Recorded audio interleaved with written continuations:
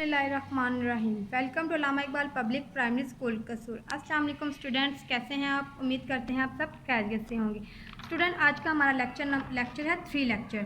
30 April, book है English, class है 4, unit number 4, lecture number 3। Topic take care of it, यानी कि अपनी हिफाजत खुद करें। आंसर द फॉलोइंग क्वेश्चंस, मुख्तसर सवालात के जवाब दें। क्वेश्चन नंबर 3 है, how do the doctors and nurses act in time of emergency, यानी कि वो हमारी नाहंगामी सूरत हाल में हमारी कैसे मदद करते हैं।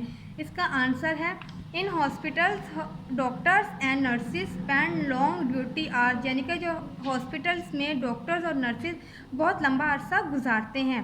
दे पुट अ साइड, वो साइड पर रख देते हैं देयर पर्सनल प्रॉब्लम्स, अपनी ज़ाती मुश्किलात या अपनी ज़ाती problems, for the sake of patients, अपने पेशेंट्स की सूरत हाल को देखते हुए अपनी सारी प्रॉब्लम एक साइड पे रख के हमारी खिदमत करते हैं।